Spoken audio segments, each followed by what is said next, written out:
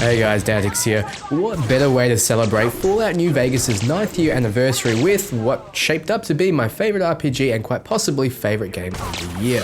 The Outer Worlds is made by Obsidian Games, and they're the developers behind the aforementioned Fallout New Vegas, along with Star Wars Knights of the Republic 2, South Park The Stick of Truth, and Pillars of Eternity.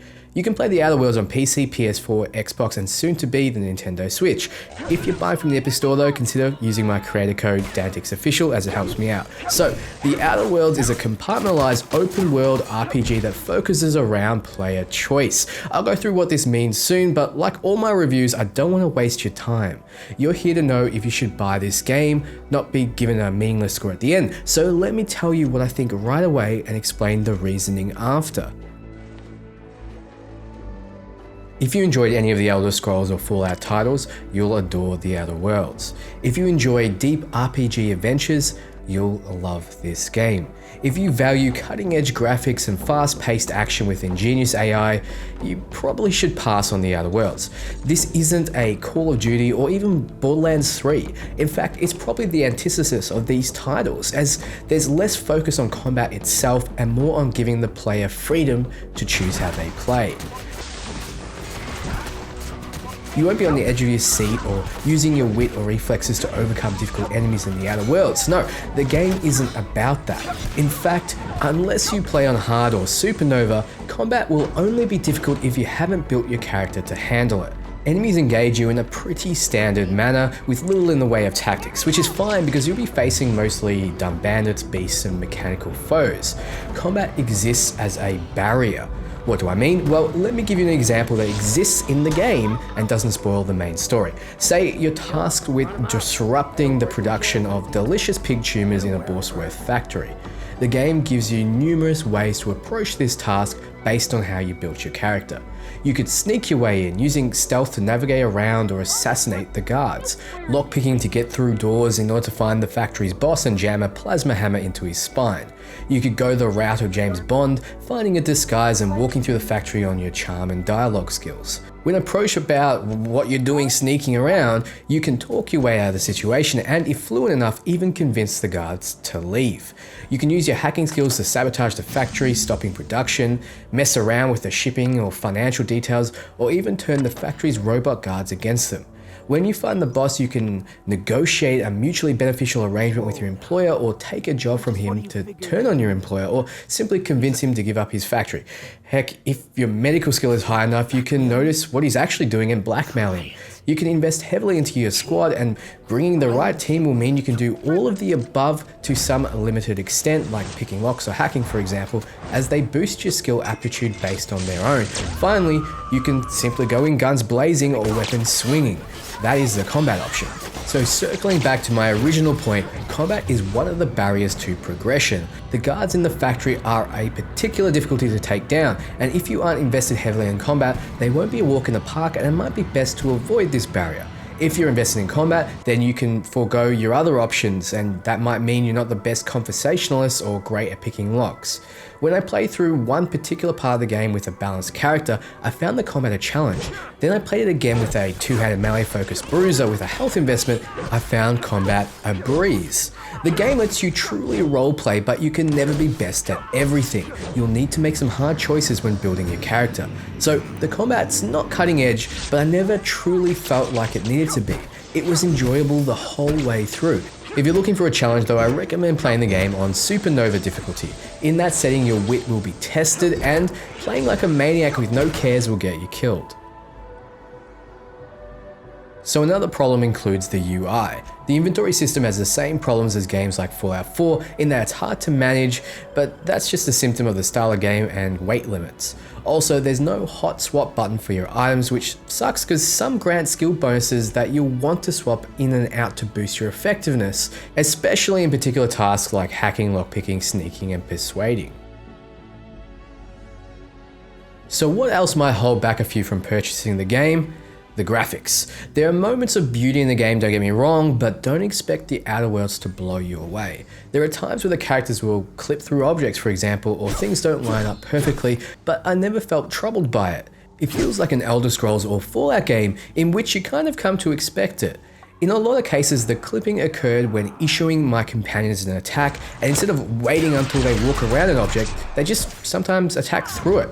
The game has its own art style and charm, but it's not a AAA level of graphical splendor. So if you value a combat-focused, high graphic fidelity game, or simply don't like RPGs like Fallout, hold back a purchase. If they don't bother you, then keep listening because I'm about to tell you the reasons why this game took me to another world.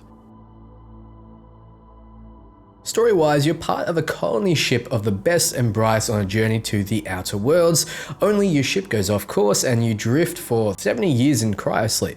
You're rescued by a mysterious scientist with mostly hidden motives and tasked with finding a way to unfreeze all the colonists of the ship, which leads you on an adventure. You find that corporations have taken over the galaxy and the goal for many people is to be an indentured servant. As a character that's been out of the loop for so long, you approach situations relatively unaware of how things work, which is great for immersion as you yourself are new to the universe as well. There's a mix of dry and dark humor littered all over the Outer Worlds, and I found myself constantly cackling. The game is a compartmentalized open world. Think Star Wars Knights of the Old Republic, or closer still, Borderlands 3. You travel to different locations like planets, moons, and space stations. Most of these are fairly beautiful. These areas are open for you to explore. You'll find plenty of side missions, items, weapons, and more. The typical open world is created like this. You have a map. In that map, you have locations of interest like towns. Between those points, you have empty space to traverse. Sometimes in that empty space, there'll be something interesting to find. In Borderlands 3, the empty space was mostly empty. The Outer Worlds maps are relatively small, however, the empty space between the areas of interest are what is reduced. I found myself rarely wandering for long without encountering something. The maps are dense. That being said, if you were to put all of the explorable areas together, it far exceeds any current Bethesda title in terms of scale, except maybe Elder Scrolls Online. So there's a lot to do. It's a big game. Many people were worried about just how much content it has, but let me tell you, if you don't rush through it mindlessly, you're looking at least 40 hours of gameplay. Much more if you explore and take the time to experience what the game has to offer, and even more if you like to replay, which the game encourages since you'll have a completely different experience with a different character. If you've played any Fallout title, you know you walk around, look for items to pick up, and better ways to approach situations. The game rewards you for taking the time to enjoy it. Talk to everyone for missions they may give you after getting to know them, exploring behind secret areas, and going off the beaten path. You'll be scrounging for resources like consumables to help you open doors or keep you healthy, ammo, mods, and new weapons, and so on. Finding a bounty of supplies always feels great. You're meant to take your time, even in combat. You can use tactical time dilation or TTD at any time to slow down the action to a crawl, a side effect of brain damage for being frozen for so long. Think of Fallout's VATS. When you move, the meter will drain, and when you take an action, it will drain further.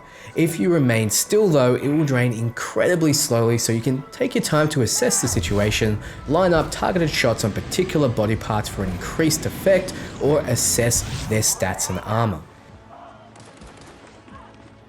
At its core, the Outer Worlds is an RPG, and you need to make choices which echo the whole game. You're never going to have enough skill to do everything, open every door, hack every terminal, or convince every person, so you have to make choices.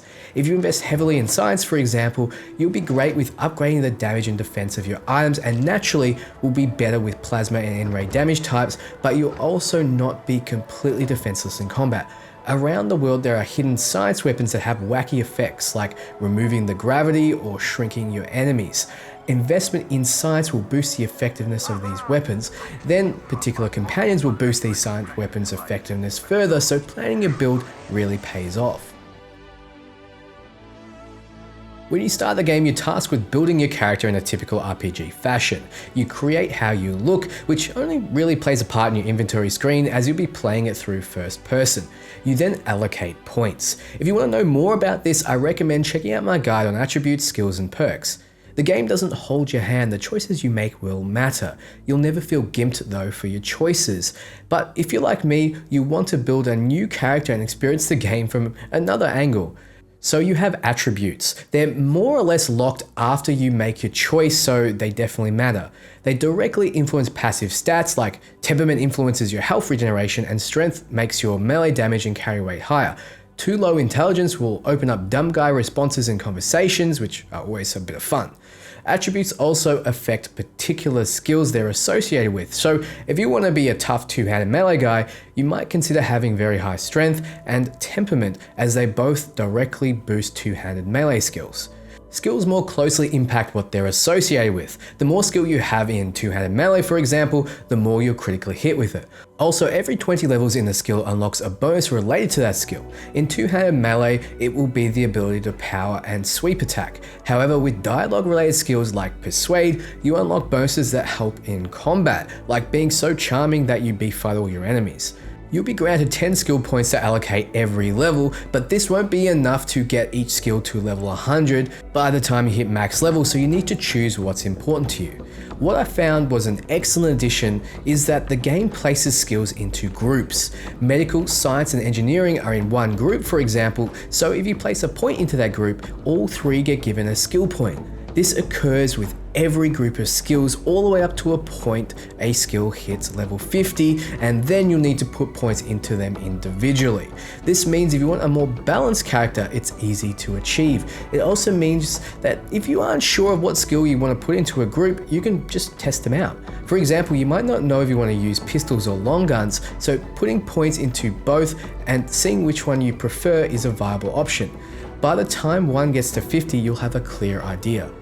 Then finally, we have perks. You get a perk point every second level to spend on a powerful buff, like 50% more HP.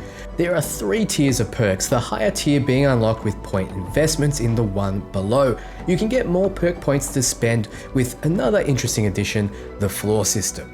I love this system, as if you find yourself meeting particular criteria, like taking a lot of damage from Raptidons, you are offered a floor.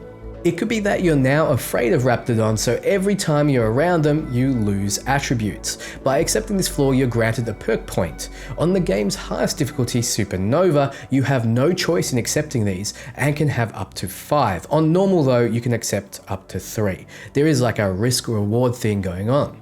Both skill and perk points can be refunded for cash for you to respec your character when you're on your ship, so you're able to try out different builds, but your attribute points are locked in.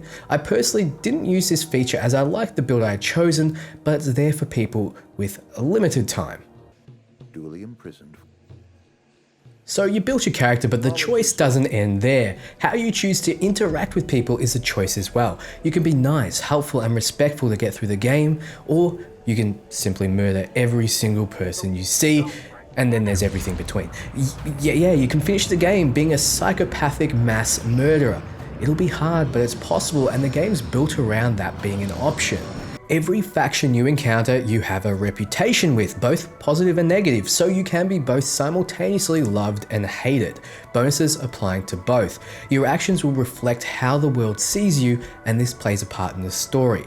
During my playthrough, I opted to betray and murder anti-Cleo employees, but doing so raised my standing with the free people of the planet. Everything in the game is about your choices.